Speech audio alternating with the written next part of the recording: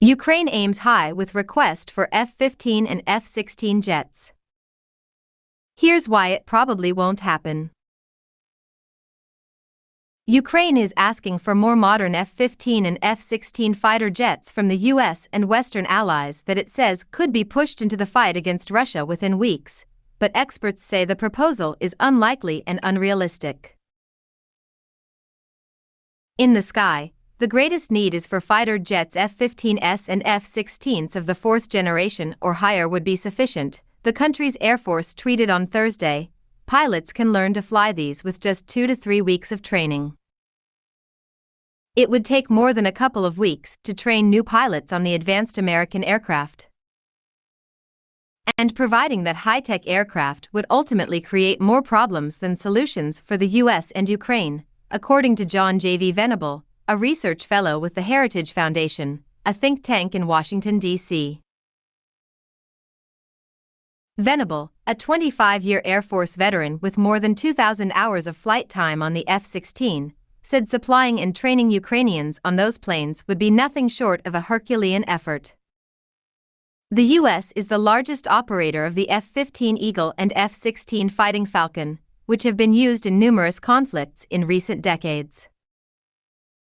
Both were introduced to the service in the 1970s and have since been adopted by countries such as Israel, Japan, and Germany.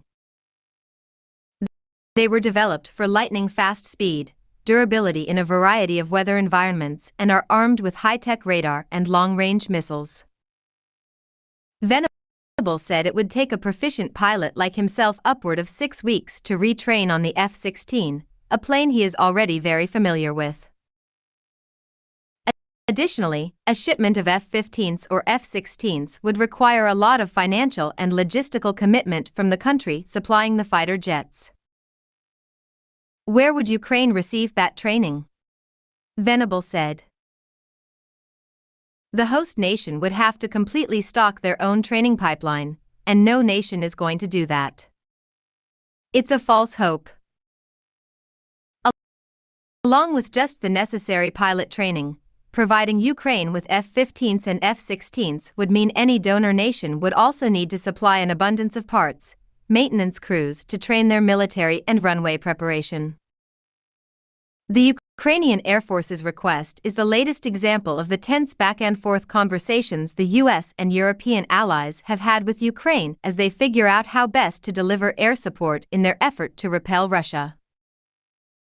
Russian President Vladimir Putin launched an unprovoked invasion of Ukraine in February after massing more than 150,000 troops around its border over the past year. Last month, conversations between Poland and the US focused on supplying Ukraine with Russian MiG-29 jets because their pilots are already trained on flying that aircraft, but the talks broke down over the complexities of delivering the aircraft. Those planes were more up. Since Russia invaded Ukraine, President Joe Biden's administration has provided more than $1 billion worth of aid to their military, including Javelin and Stinger missiles to fight against aircraft, as well as thousands of rifles and millions of rounds of ammunition.